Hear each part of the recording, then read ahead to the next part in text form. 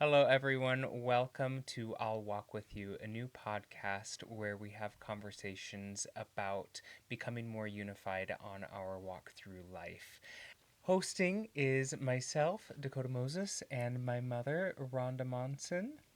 And we're excited to be doing this. We're excited that you're joining us, and just this is right. And so come walk with us. Absolutely.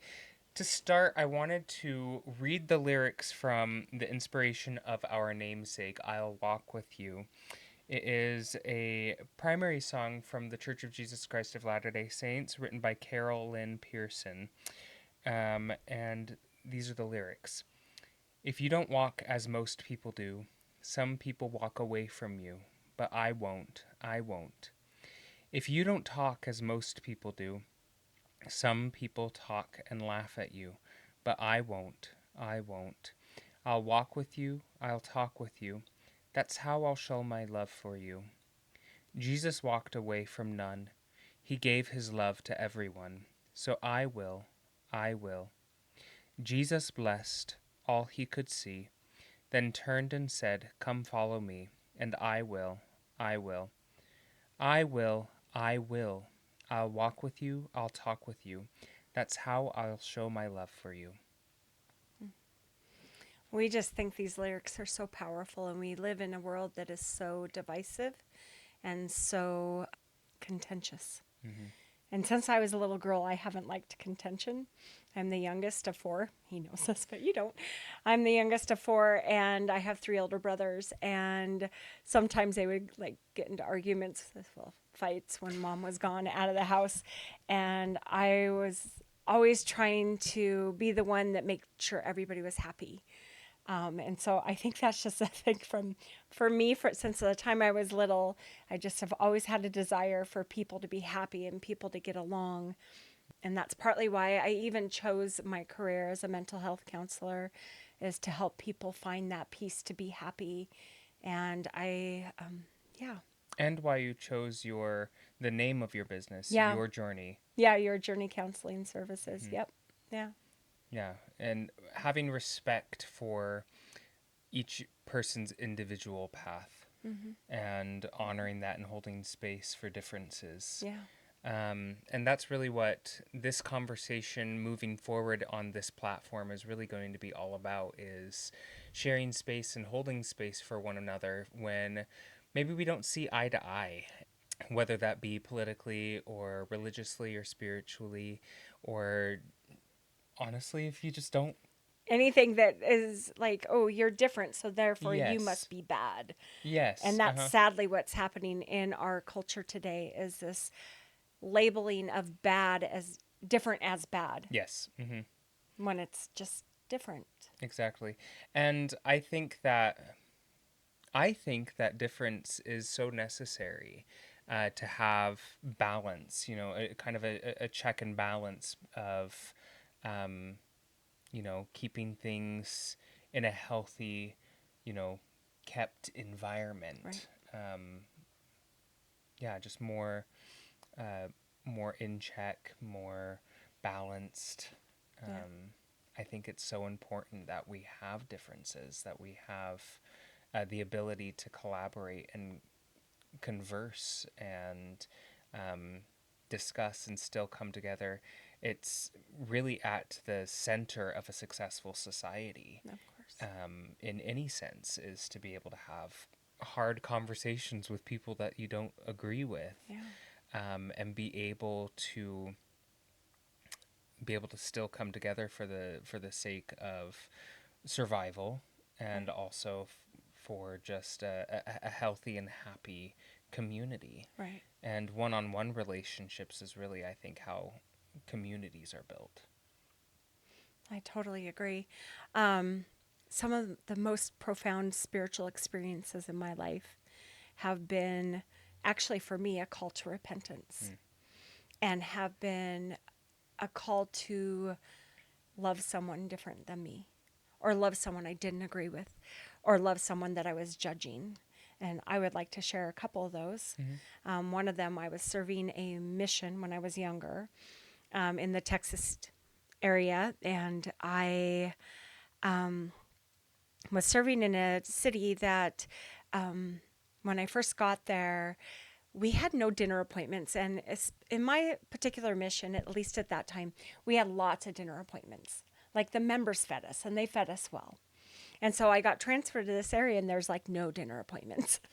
And that's one of the first things I noticed. And I was like, why aren't they feeding us?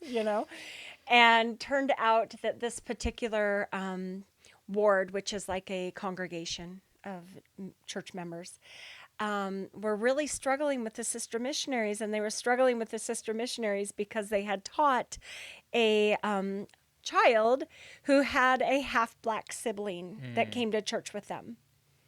And they didn't want that half black sibling to be at church. And I was just so angry and frustrated and confused. That made no sense to Just me. at the open racism from coming Yes. from the north down to the deep south. Yes. And so I was so struggling with that and really struggled being in this area. Really struggled being in this area. And one Sunday, it was Fast Sunday. And in our church on Fast Sunday, it's the first Sunday of the month. And we fast for a purpose to connect with God. And we donate that money that we would use for meals to help the poor, basically.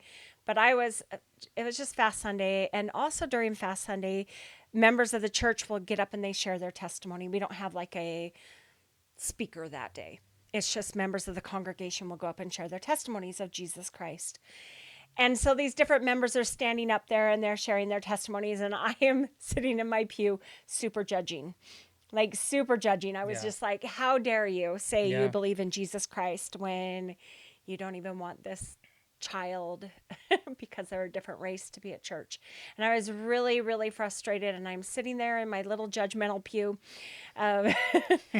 sitting there staring at these people. And the Spirit just hit me so strong.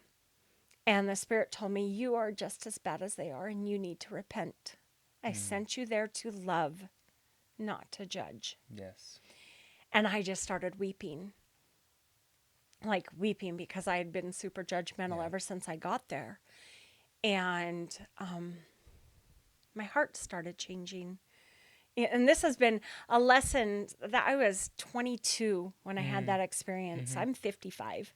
This has been a lesson that I feel like God is again and again and again. Like, do you remember that lesson? Yeah. Do you remember that time? You still need to do this because I still get judgmental. I wish I wasn't. I don't like judgmentalness, and yet the thing I judge is judgmentalness. So that was a big thing for me. Definitely one of the key changing moments of my life. In no way do I feel like Heavenly Father was saying what they were doing was right. I think He was saying I needed to repent. Yeah. I needed to be better. I needed to see them for who they were with their culture background that had taught them racism.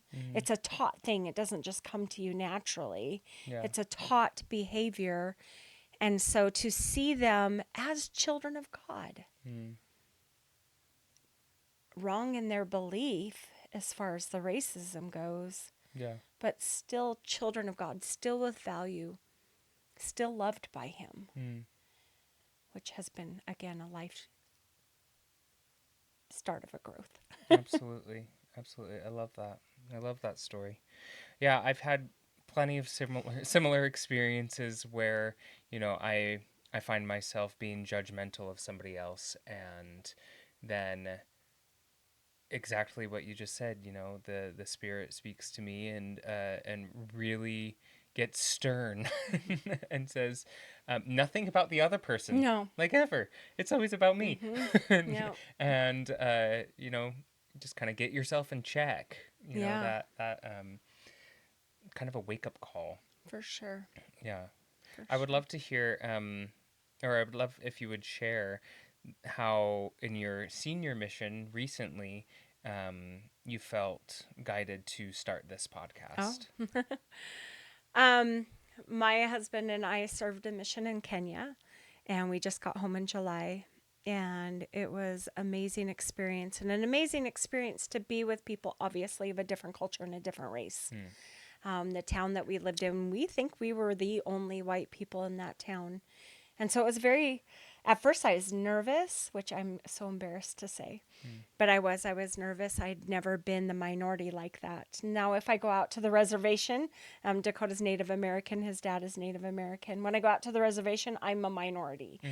But that's for a visit. That's for a day. That's for a few hours. But And still enough shared culture because you're from the same area, right, geographically. for sure. For sure. So when we were dropped off at our apartment, and up until then, we had been with other senior couples, senior missionaries, and they were also from the U.S. and white, and so up until then, I was so comfortable and excited to be there. And then they dropped me off in Kisii, Kenya, and just was like so uncomfortable and scared and nervous, and oh my gosh, what did I get us into? Because Kenya was I wanted to go to Kenya. Not that Doug didn't want to go, but I really wanted to go to Kenya. And just this overwhelming, like, oh my gosh, I'm the minority. And it was such a beautiful experience to be the minority. I think everybody should be a minority for a while. But as we were doing this and loving our dear friends there, and the world here in the United States, we'd watch the news, so divided. So divided politically, so divided even within different religious sects, even within my own religion, so divided, and it just hurt my heart so much. And I just felt the Spirit really strongly say, start a podcast. And I don't like this whole camera thing, like even at all. I don't like it. But I love people.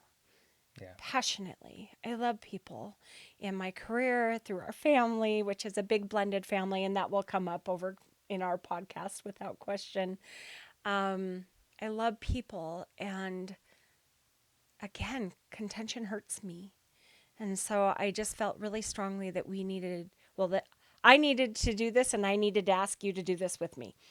And so I called you up and said, I feel like the Spirit's saying, let's do this. Yeah, absolutely. Well, a little bit about our family background and dynamic, since that came up, is, of course, we're mother-son, and we've always had a really, really strong relationship. I remember growing up, I would be sitting on her bed until, way too late. all hours of the Way night, too late. just telling her every single detail of my, entire life every night. That was just my safe space. She was my safe space. Still is. So we've always had a really close-knit relationship. We shared a lot of commonality in our beliefs, religiously and spiritually, as well as just socially. And we had very similar values and viewpoints. My dad and my mom are no longer married. They were divorced several years ago. But my dad left the church when I was 6, I think. Yeah, I was going to say 7, but it might have been 6. Yeah, I don't know. I don't know. Early on. I have no memory of him being active. And my dad, before my parents were married, and you can speak more to that, but before my parents were married, they had conversations, and my mom knew that he is gay. Yeah. So she went into the marriage open eyes, but really not knowing what that would actually mean. As open as your eyes can be. Because at that time, it was before our missions. I served my young mission again in Texas, and he went to Guatemala. And so it was before our missions. And at that time, we were totally like going to do the church thing. And so, again, as much as my eyes could be open. But yeah, I knew, and I've always been so thankful, because one thing that your dad has always been, at least in my life, is very honest. And so I'm very thankful for that. Yeah. Opening that kind of side of the conversation, though, I would love to since of course you have more firsthand, I mean, I grew up in it, but you have more firsthand understanding, having been an adult Yeah. while everything Yeah. was evolving Okay. over the years. But I would love to kind of hear a little bit of that story, and then we can fast forward to, more present. Okay. But just a bit of a background, I think, would Yeah. be great. Yeah. So Barry, Dakota's dad, and I, again, we met before our missions and we kind of prepared for our missions at the same time and wrote our entire missions, came home, and we were married in the Portland Temple. And it was a glorious day and a very sacred day. I'm actually going to back up a tiny Hmm. bit because before I met Barry, my parents had just gotten a divorce, and I was really, really, really struggling with my Hmm. testimony, what I believed. Divorces were less common Yeah, than yeah. they are now. Especially within a LDS home, yeah. Hmm. yes, and so very much struggling. And one night I was just down on my knees and just pouring my heart out to God and begging for direction and guidance. And I saw your dad in a vision. Mm. I saw him kneeling across the altar from me. I had never seen a sealing room in the temple to this point, Yeah. other than pictures. And I had not met your dad yet. Hmm. And so when I met him, I actually didn't know this. oh, when I met him, I went home and wrote in my journal, I think I met the man I'm going to marry. Mm. And that was just like first interaction, just because it was like, oh, I've seen this face. Yeah. Sounds really Saturday's Warrior for those of you who get that reference. But it really was this experience of like, I've seen you. Yeah. I've seen you. And so when he told me of his same sex attraction, I was like, okay, you're the one I'm supposed to marry. God has already shown it. It's all good, right? And so I just trusted that and had so many Hmm. spiritual experiences after that Yeah. that I was supposed to be with your dad. And so when we got married, it really was one of the most spiritual days of my life. Hmm. It was so spiritual, it was so beautiful. And I think your dad would say that too. It was a really powerful day. Hmm. And life happens. Life gets hard and messy and it was hard. Mm. And so after I was pregnant with McKenna, so we'd been married, I don't know, like 4 years. And maybe 3. Anyhow, I got a letter from your dad. He typed up a letter and he shared with me that he didn't believe the church was true anymore, but he would still go because he wanted to support, you Hmm. know, raising our family in the church and what that would look like. Yeah. And that was super hard for me. Super, super hard for me. And it continued to the point where he's like, I'm done. I'm not going to go several years later. Mm. It's like, never mind. I can't do that. It was too hard. And those are his stories to share. Of course. Yeah. But he had some really, really hard experiences in the church that I had a front row seat to. And at that time, I don't feel like I had enough compassion for what he was going through. I don't feel like I had enough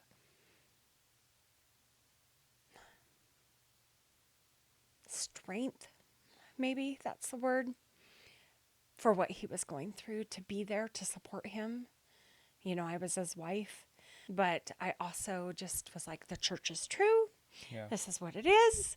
And I know that sucks that you're going through this, but buck up kind of attitude, which is gross. And I really, really don't like that I was that way, but I was. So, anyhow, we stayed together for 24 years. We were married for 24 years because he took his name off of church records really early on when you were little Hmm. and wanted our marriage to work, but not sure how to make that work, Yeah. And then we had this differences of faith belief and sexual orientation and just like very different. And Hmm. sometimes we were the very best of friends. Yeah. Sometimes we were so unified, Yeah. and sometimes we were terrible, like really not good together. And again, I will always be thankful for his honesty. Yeah. Absolutely. I don't know if that's what you wanted me to share, No, that's great. but yeah, so it's been such a journey. Mm-hmm. Such a journey. Being married to your dad was definitely walking with someone who stretched me out of my comfort zone a lot. Kind of blew it open. He blew it open with dynamite. And I'm so thankful. Yeah. I am so thankful. Your dad is a good man, Yeah. a really good man. And I think sometimes I, whatever, I think I had to be out of the marriage to see his goodness again and to remember his goodness. After all the hard. Yeah, because the last part was just really hard. Yeah. And so I think we were both just done trying so hard to make it work, Yeah. and so the last part was, It was forced. it was icky Yeah. the last couple of Yeah. years. And so since that time, especially now where I'm in a really healthy, good relationship, I can look back and just see how I wish I could have been a better supportive wife for your Yeah. dad, friend, Yeah. and also just see his goodness and see the hurt that he experienced and Yeah. went through, and have a lot more compassion for that. Thank you. Thank you Yeah. for sharing. So when I was 12 years old, my dad was out of town for something for work, and I was staying in my mom's room with her. Like I said, we were always super close. So if dad was out of town, I was in his spot, and and we would just like, just talk all night. Because my mom was my favorite person. I was total mama's boy, and I remember I was 12 years old, and I said, I don't even remember how it came up, but I was like, I think I might like boys. And you were like, oh, okay. I know. I was like, It wasn't a shock. you know? What? How do you know? I was, I was surprised that at your reaction or your response, but and then you shared about my dad and said, well, yeah, your dad also has similar feelings, and I was like, wait, what? Really? Okay. Um, and you responded really, really beautifully, like very beautifully, and there was no pressure for anything. You asked how I felt about like my position with church and everything that way, but it was from a place of genuine curiosity, more is what it felt like, instead of a place of condemnation. Yeah. And at the time, I felt really, I mean, I was 12. Not much life had happened for me yet, Right. but I felt really, really sure and really strong when it came to being in church. So, and you also asked, I remember, if I had any attraction towards girls, and I said yes, and I still do, actually. It's lower on the scale, but A whole spectrum. yep, exactly, exactly. But anyway, that was that. That was my coming out, I guess. And it was casual and easy, and it couldn't have been more perfect for me, really. And then later on, though, within the structure of the Church of Jesus Christ of Latter-day Saints, when boys, now 11, but at the time 12, you'd be ordained a deacon with the Aaronic priesthood kind of bestowed upon you. Yeah, so that all happened. That all went well, and then I had a pretty horrible experience with the bishop at the time. He did not understand me, No, like, at all. he didn't want to. No, and that was really, really hard. But it led into me not being able to participate in regular, I guess, regular activities that deacons in the church would have.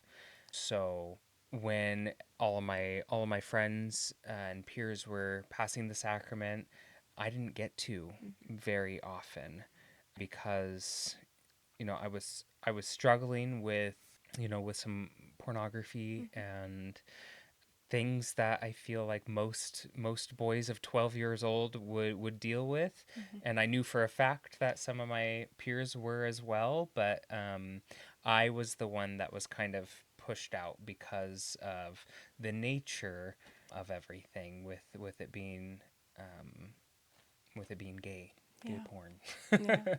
instead of straight, because it's so much better that way.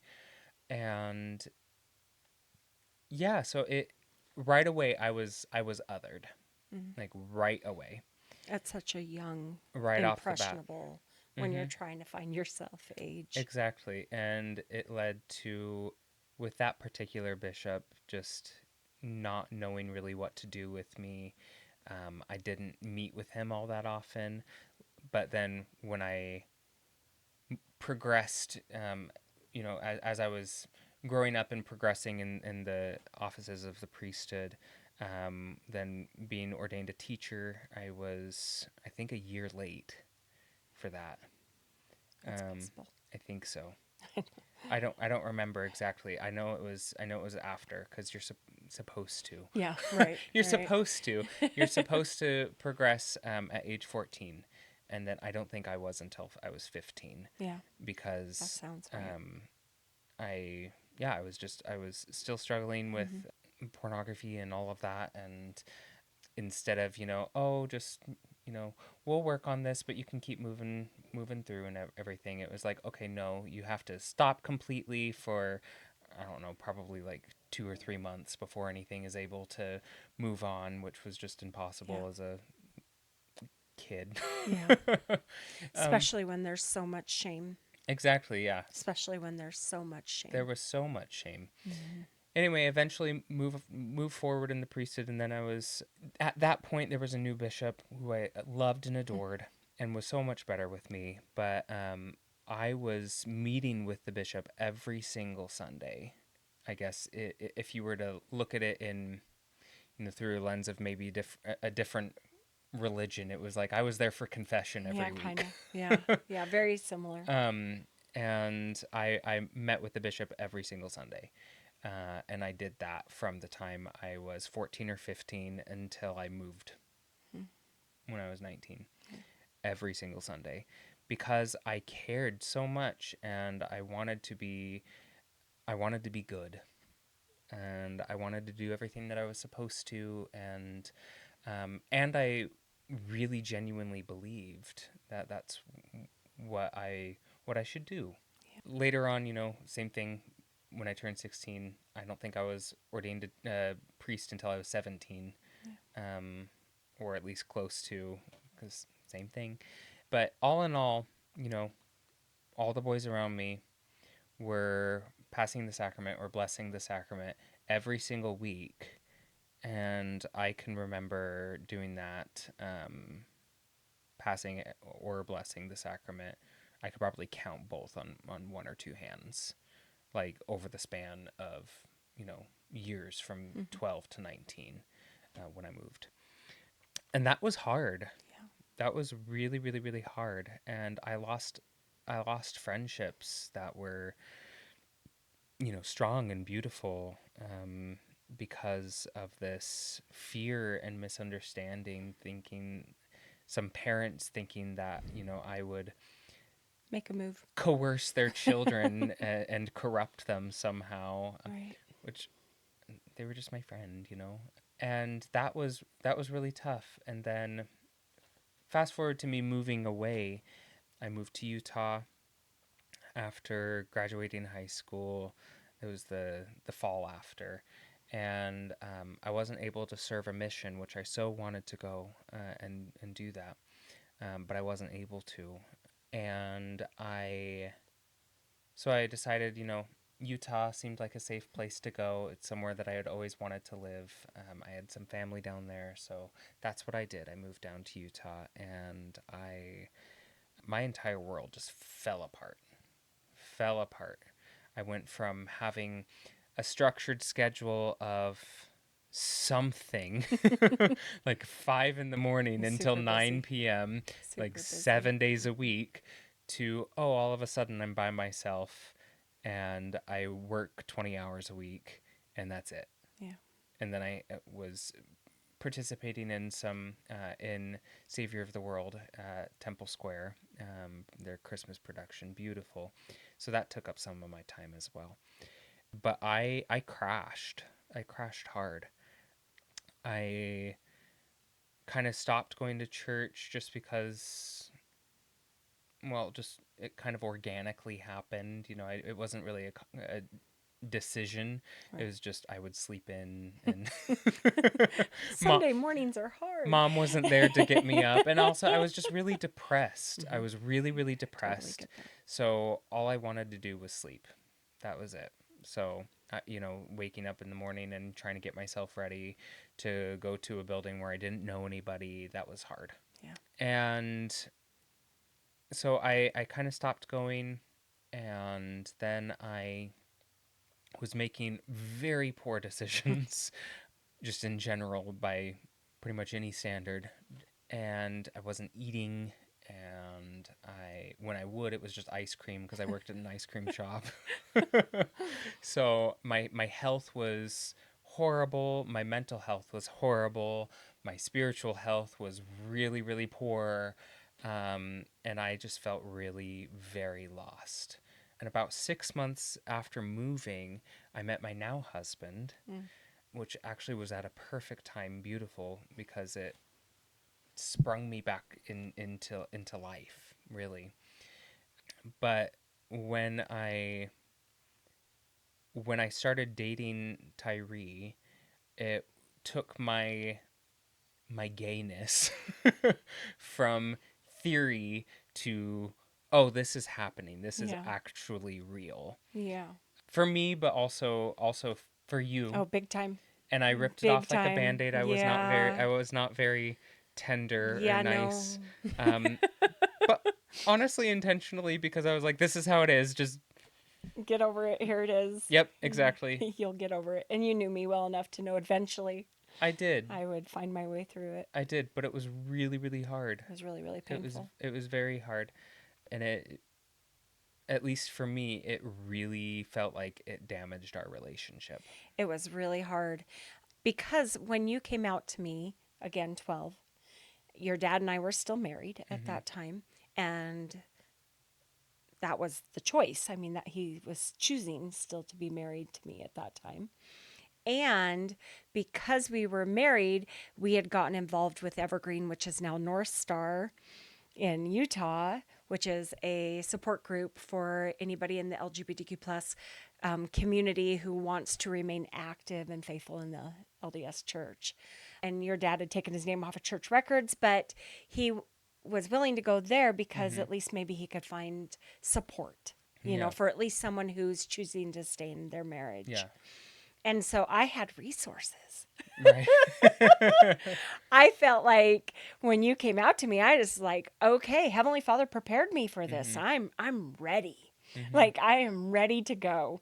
And I had resources, and you and I both loved those Yeah. resources together. Like Yeah. there were videos to watch and books to read and Hmm. people that I Community. introduced you to. Hmm. So I'm like, it's all good. You're going to do the covenant path, as we call it, in the church. And that's great. We're good. We're ready. We're prepared. And so when you and Tyree got together, my dreams of what I thought your future was going to look like shattered. Hmm. And I did. Yeah. Well, mine as well, certainly. Not for a few months into the relationship, because I was still coming out of this horrible Yeah. depression and was honestly just closed off mentally and spiritually at that point. And it wasn't until I was more stable and had some some happiness in my life Right. when I kind of woke back up and I was like, what just happened? What did I just do? And that was tough. I broke up with Ty for a while, and then a while, it was a few days, but came back. Because we can't have life without Ty. No, no, he's great. He's He amazing. is. Um, but yes, it really put a damper on our relationship. Did. And then for a while there, it was also hard and strenuous on my romantic relationship Of course. because Ty, who hadn't met you yet, who didn't have any context of who you are, saw, oh, there's this crazy Mormon lady who's like trying to steal my boyfriend away because like she keeps sending him all this churchy stuff and like I did. back off, lady, I let us did. be. Yeah. And that's really how he felt, and that's what his Mm-hmm. only perception was. And I was like, no, you don't understand. Like, she's awesome, she's great. And he's like, okay, well, she's sending you things that are like making you cry. Yeah. Yeah. Guilty. And I'm like, no, it's okay. It's fine. It's good. Um, and eventually he actually told you to back off Yeah. and was kind of rude, and I was mad at him. But he's very protective. Mm. Um, but it put strain on our relationship, and it felt really uncomfortable for a while when we would come and visit, because then I would see you and you would just be sad when you would see me, and that made me sad and feel bad. And then we didn't really have much conversation during that time for a while, Yeah. probably a year or two, where we went from being so close with me telling you everything about my life to almost like oh, don't ask, don't tell, I don't want to Mm-hmm. know. Mm-hmm. From both of us. Yeah. Yeah. And that was really, really hard. And then moving forward, I felt we had to almost rediscover and relearn uh, how to how to interact with one Yeah. another, and how to rebuild and almost redefine our Mm-hmm. relationship, I agree. because so much of what we had built as mother and son was based around our faith, which Yeah. now was there was a bit of a split there, Yeah. a bit of a divide. And then again, we had to relearn one Yeah. another. We had to choose Mm-hmm. our relationship above anything else. Right. And yeah, I would love to hear kind of your perspective of what that process, I guess, looked Oh, like. totally. I think you described it really well because what happened for me, you moved to Utah and I like lost one of my best friends. Mm. Really, that's what it felt like, And your dad was like, I'm closer to Dakota than ever. And I'm like, what? Because he would talk to you like once a week. Mm-hmm. And I'm like, he used to talk to me every day for hours. Like, I would literally Mm-hmm. kick you off my bed and make you go to bed. Like, leave, get out. And so your dad's like so excited that he's talking to you more frequently. And I'm dying. I'm just like, I've lost my kid. I've lost my best friend. I've lost, this person that's just been such a huge part of my life Mm-hmm. because we were really close. And the only For person right or for wrong, we were super close, and the only person in our household that was as passionate about church, Yeah, for sure. and our commitment and devotion to that as you were. I Yeah. was the only one for you Right. because my sisters weren't really interested, and Mm-hmm. dad wasn't a member, Mm-hmm. and And it was us. we both had a passion for it. Yes, We both loved it. absolutely. Like, and during that time is the I'm a Mormon campaign, right? Mm-hmm. And so we both created the little video for that, and Yeah. we watched all the I'm a Mormon videos together, and Mm-hmm. we watched like all the Voices of Hope videos Mm-hmm. together, and so like we just like that was our thing, like, Yeah. and you'd see something, you'd come and share it with me, I'd see Mm-hmm. something, I'd share it with you, and so I really did feel like I lost really like just like my best friend, Mm-hmm. which was so hard. Mm-hmm. And then when you and Ty got together, then I really, really was just broken. I was just like, wait, that means you're not going to get married in the temple. That means this it isn't going to happen, and all these things. And so for me, it was this huge. Oh, I devastation is the word that comes to my mind. I was so heartbroken, and I do love people. I shared that already. I love people, and I really didn't want to love Ty. Mm-hmm. I Oh, didn't I didn't we want both to felt love him. You know, that. I wanted him not to be a good guy because I wanted him not to be good. And oh my gosh, I love him so much. Like, I love Tyree so much. I tell people all the time, I could have given birth to him. I know Terry gave birth to him, but I could have gave birth to him. I love him that much. And I think it's funny because you kind of made that happen. Mm-hmm. Because you're like, I know that if Ty and my mom spend time together, they will bond. Ty and I often joke that we would have been best friends in high school, Mm-hmm. you know, because we were both a little rebellious in high Mm-hmm. school. Whatever. He was a lot rebellious. I was a little rebellious in high school, but we would have been like the best of friends Mm-hmm. because we get along so well. So we went camping together, and you and Ty weren't married yet. You were No. just still dating. But we all went camping together. And Mm-hmm. we're getting ready, packing up the car, heading home. And you're like, Mom, I want you and Ty to ride together. And I'm like, oh, okay. Yep. I told Ty, I was like, okay, so it was a 2-hour drive to the campsite. And I said, okay, so you are going to ride with my mom and I'm going to drive the car. And he's like, well, why don't we just all ride together? And he's like, and I said, because I need this relationship to work because I want you in my life and I will have my mom in my life.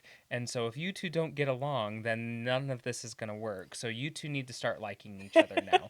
So I put you in a car You together did. You and did. both of you had like eyes like this big, like, why are you doing this to us? And I was like, have fun. Bye. I'll see you there.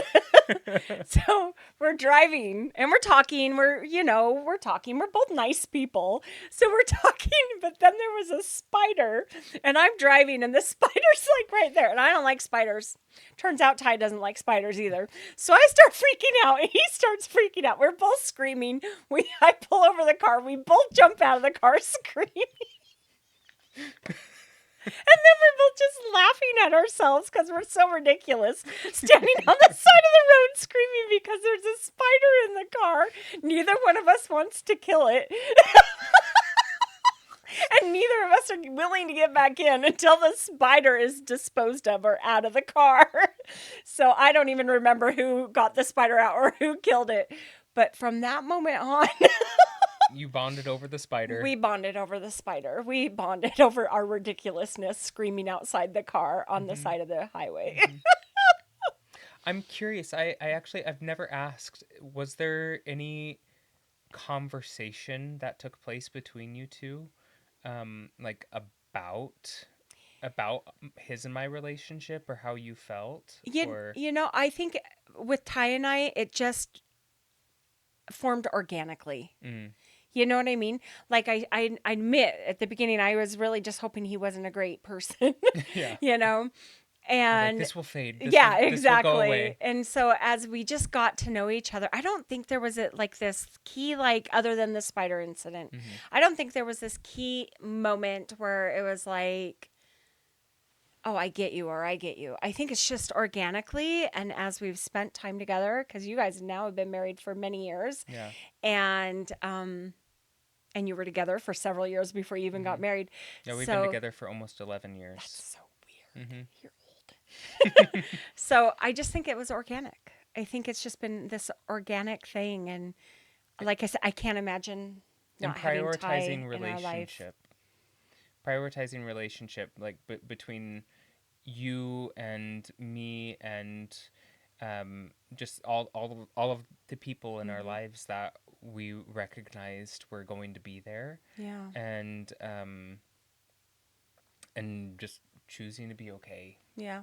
Yeah, I, I, Yeah. I think that was a big part of it was, again, just prioritizing you and me and just learning how to accept one another where we were Right. and love each other Right. where we were. Absolutely. And honestly, I think it was truly a master class Hmm. for the two of us, and Ty being the third wheel in that Prawn. of how to a master class of how to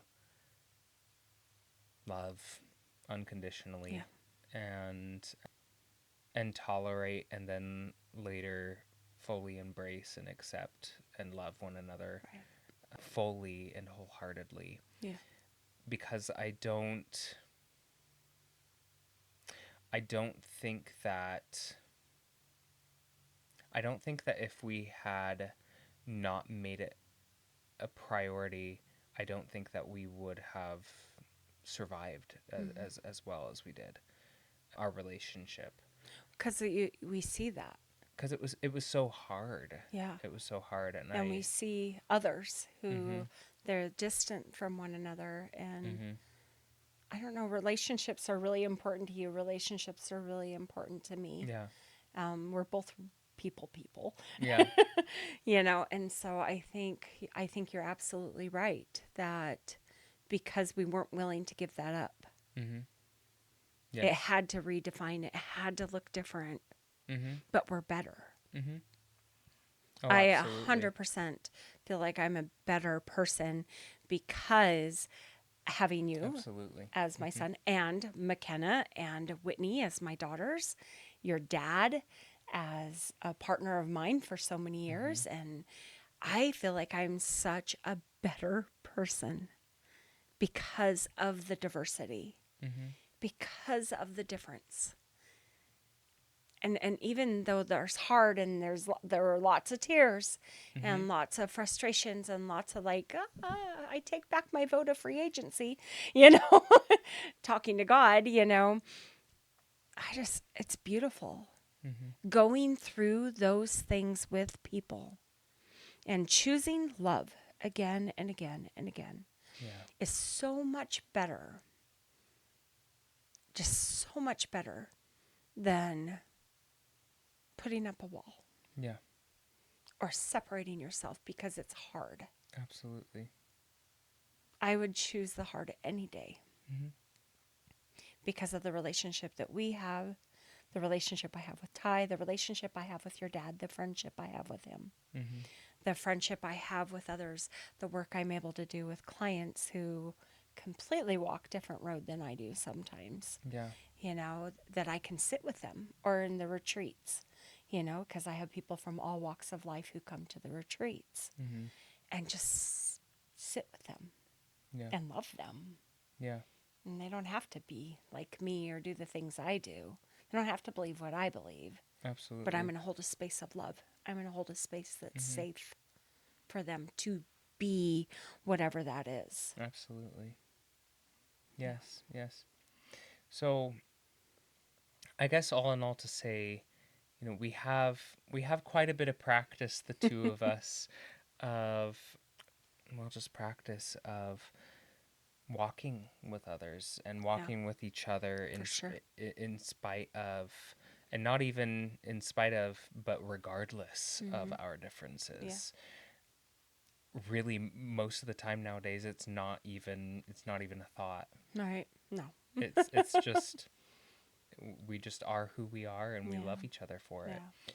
Yeah. And I couldn't agree more. It has made me such a better person.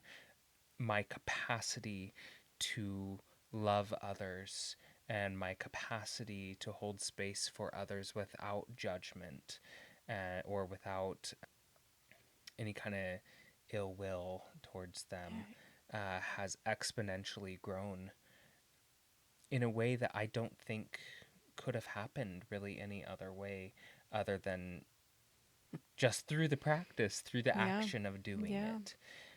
I'm going to say also through the pain, Yes. Oh, exactly. you know? It's not easy. No. It's not an easy undertaking, Yeah. to choose peace, to choose love, to choose unity and Connection connection. Hmm. rather than I'm going to have peace because I'm separating myself from you. Right. But choosing that connection is such a richer Hmm. piece that Yes. comes with that. And interconnected. Yes. Not just two opposing No. opposing forces that No. decide to come together, but like truly interconnecting and interwoven, with our lives, Yeah. and choosing to do life Yeah. together. It isn't always an easy choice to make, and it's not always, I would even say it's rarely an easy path to get Right. there. But I really do believe that if two opposing forces opposing if opposing forces if each side chooses to prioritize connection and prioritize holding space for one another, Right. that really anyone can come together and make a beautiful relationship happen and work. Right. And I don't think that that capability is beyond anybody. I don't. Are some harder than others? Yeah, of Yes. course. Yes. Will it always work out that way? No. Um, but I do believe that it is possible, and that, and I'm honored to, I guess, kind of accept this spirit driven calling that we've been given to help lead the way a little bit and continue and to learn and grow and continue to expand our social circles and love others, but lead others on our path towards connection, Yeah. towards unity, towards love. Yeah. I totally agree. I think that's the whole thing, that we feel like God is directing us with Mm-hmm. doing this. And that's just a tiny bit of our story, Yeah. like just a tiny bit. Like, I know you have other stories that will come up, Oh, there's as we continue a to lot. this. I have other 30 years stories worth. that will come up, 55 years, top you. So, but it's what we feel. Yeah. Heavenly Father's like, I want you to do this. Create a space that invites. Mm-hmm. Create a space that people who choose different roads or whatever. I Yeah. always fail with the words of what my heart says Well, with there's this. so many different ways to say it, and how there are a million ways to word an emotion, Mm-hmm. you know. But I did want to share kind of a bit of a spiritual synchronicity that you and Okay. I had while you were on your mission. I was completely going through my own transformation spiritually, and recognizing just recognizing some of my beliefs, how they had evolved, and my eyes were open to things that I didn't consider before.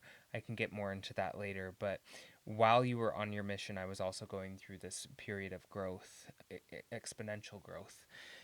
And right around the same time when you reached out and said that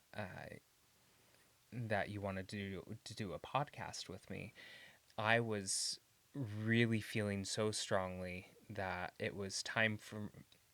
I even wrote it in my journal, like as I heard it, or as the thought came to me, as it's time for you to use your voice. It's time for you to speak up. It's time for you to be a peacemaker.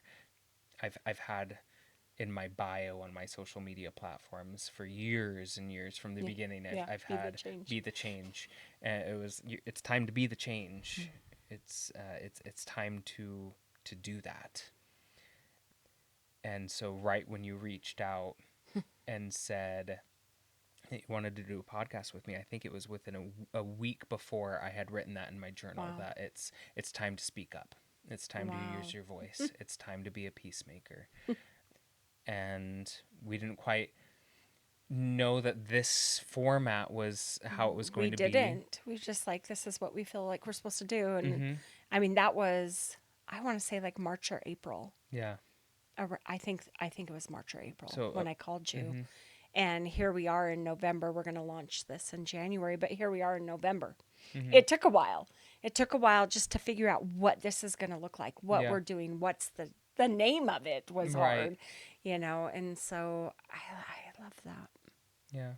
I love that you're having this experience and I'm in Kenya having this experience, and the Lord is like, let's bring this. Mm-hmm. Mm-hmm. And it has been so divinely orchestrated and so divinely timed and inspired. Um, and I'm so excited to be doing this with you. That's us Yeah. for, I guess, a really, truly a brief introduction, Mm-hmm. all considered. I so look forward to moving forward Yeah. with this podcast, with I'll Walk With You, with my walk with you as my mother, and our shared walk with others, with friends, and with friends that we don't know yet. Yes, absolutely. If you watch this and you're like, I think I have a story that fits this, Hmm. that would be a good fit for this podcast, please reach out to us. Absolutely. We will put in here the end, we'll have some credits with our email addresses and contact information that you can get a hold of us. Yeah. Please reach out to us and we'll see if it's a good fit to be a guest on here. Absolutely. Again, this is I'll Walk With You, and moving forward, we're going to have. I don't want to say interviews, but conversations rather. Yes, conversations with amazing Conversations with people. amazing people all about how we can be more unified on our walk together through this life. Um, so until next time, join us next week when we will have a new episode. Well, I guess when this one's released, will Yeah. probably be there will be several available. Yes. So watch them, and then moving forward, we will have Be once a week. one a week Yeah. after that. But thank you all so much for tuning in. We truly we love you, Mm-hmm. and we're so excited to share this walk with you. Have a great day, and thank you so much for tuning in. Thank you.